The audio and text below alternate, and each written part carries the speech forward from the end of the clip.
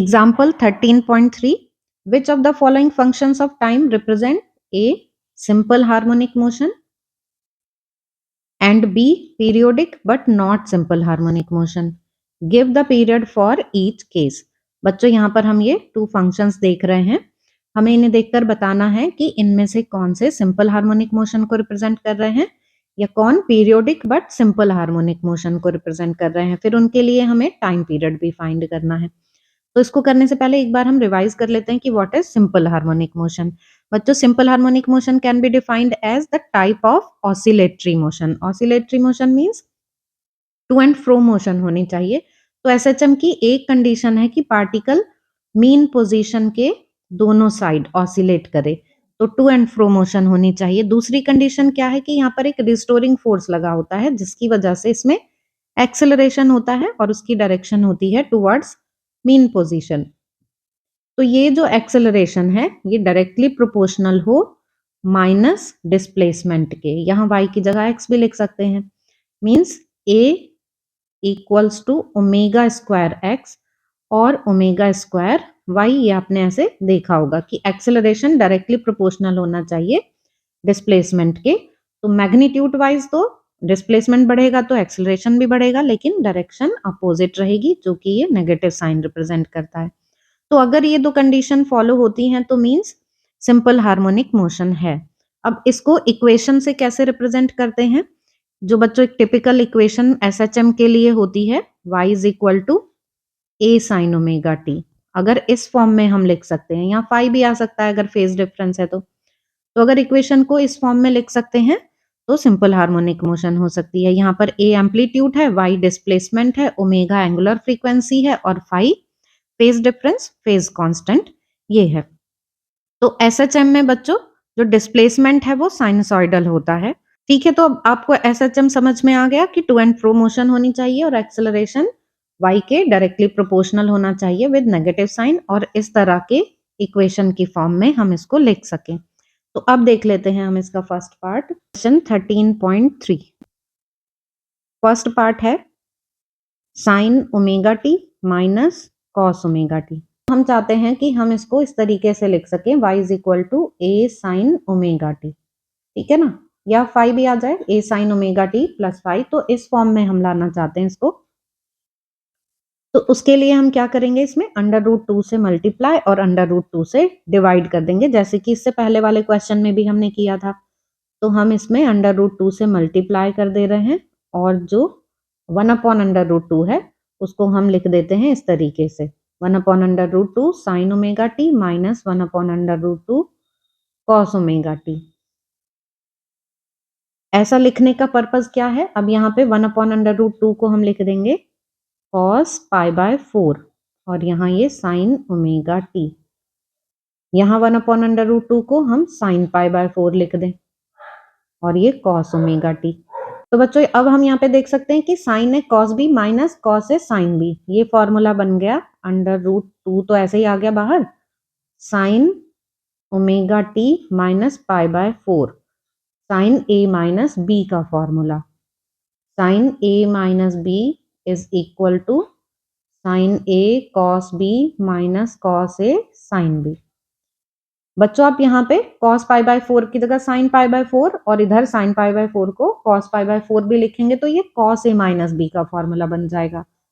तो मीन्स तब ऐसे आ जाएगा ये a cos ओमेगा t। ठीक है, तो इस फॉर्म में आ गया तो भी ये एसएचएम की इक्वेशन है।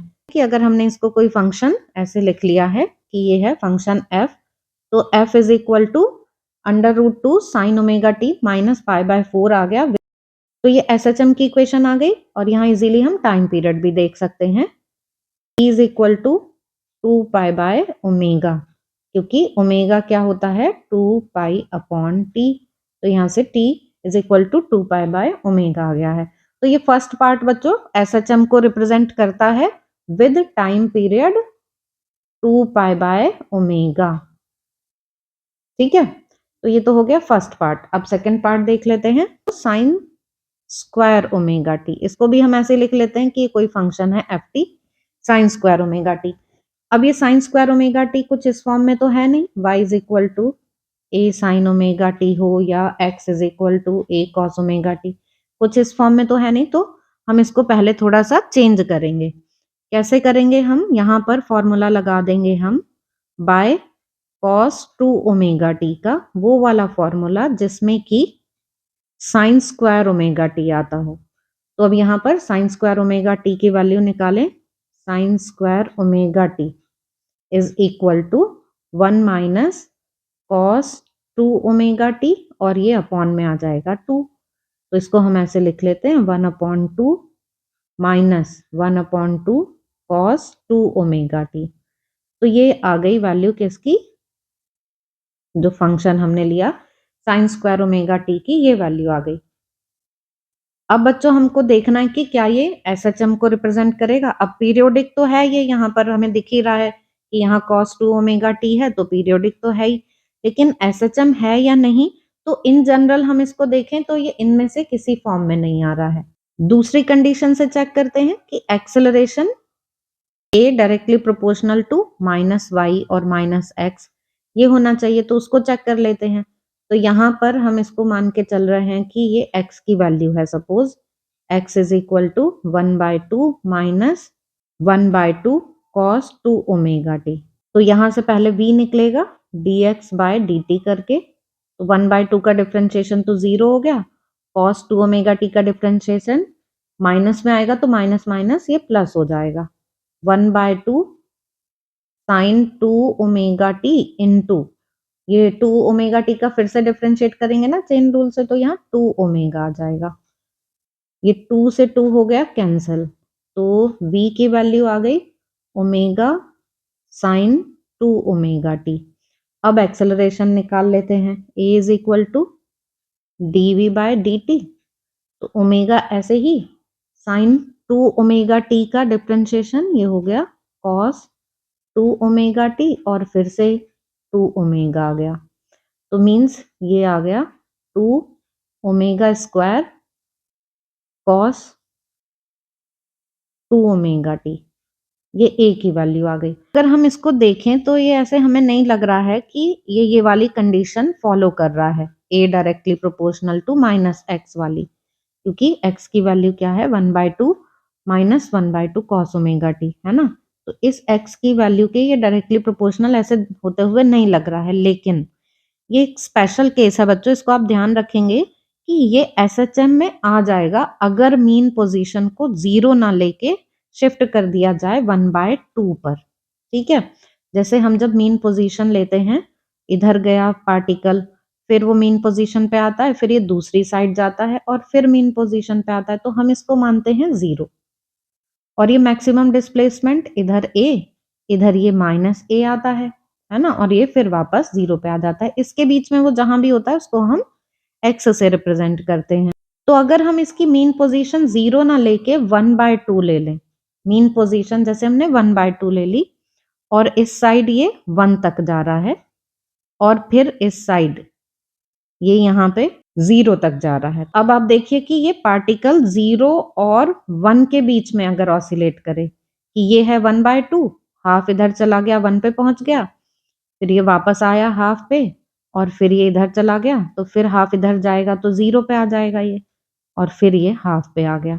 अगर हम मीन पोजीशन इसकी हाफ मान लें 1/2, तब उस कंडीशन में बच्चों हम इसको एसएचएम मान सकते हैं। तो अब अगर ये 1/2 हमने मीन पोजीशन इसकी मानी है, तो उस टाइम पर ये जो फंक्शन है इसको हम लिख दें ऐसे, f t is equal to sine square omega t minus 1/2। तो यहाँ से साइन स्क्वायर ओमेगा टी की वैल्यू हो जाएगी 1/2 1 minus cos 2 omega t minus 1/2। ठीक है, तो अब ये 1/2 कॉस 2 ओमेगा टी, और इधर ये माइनस 1/2, तो अब ये 1/2 से 1/2 कैंसिल हो जाएगा, ये sine square omega t equal आ जाएगा माइनस कॉस 2 ओमेगा टी के, तो ये 1/2 कॉस 2 ओमेगा टी के। तो अब हम यहाँ पर देख सकते हैं कि ये एसएचएम को रिप्रेजेंट करेगा, क्योंकि ये प्योर कोसाइन फंक्शन आ गया है।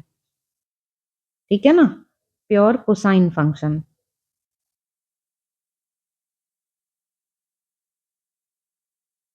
रिप्रेजेंट एसएचएम, तो एसएचएम को शो करेगा ये विद टाइम पीरियड क्या होगा यहाँ पर इसका t is equal to 2 pi by 2 omega. 2 omega क्यों आया है? क्योंकि यहाँ पर 2 ओमेगा है इसलिए। तो टाइम पीरियड आ गया पाई बाय ओमेगा। तो ये इसका टाइम पीरियड आ गया। तो बच्चों आपको ये बी पार्ट समझ में आ गया होगा। आई होप कि कोई कंफ्यूजन नहीं रहा होगा कि अगर हम मीन पोजीशन को 0 मान रहे हैं तब तो ये एसएचएम को रिप्रेजेंट नहीं करेगा, लेकिन अगर मीन पोजीशन को हम 1/2 मान ले तो ये function sine square omega T ये एसएचएम को रिप्रेजेंट करेगा। एनसीईआरटी के अकॉर्डिंग ये सिंपल हार्मोनिक मोशन को रिप्रेजेंट कर रहा है, तो हम यहाँ पर इसको लिखेंगे कि सिंपल हार्मोनिक मोशन रिप्रेजेंट करता है। हम मीन पोजीशन को 0 से शिफ्ट करके 1/2 मान लेंगे। तो बच्चों आई होप कि आपको ये समझ में आ गया होगा। फिर भी आपके कोई डाउट्स हो तो आप कमेंट सेक्शन में पूछ सकते हैं।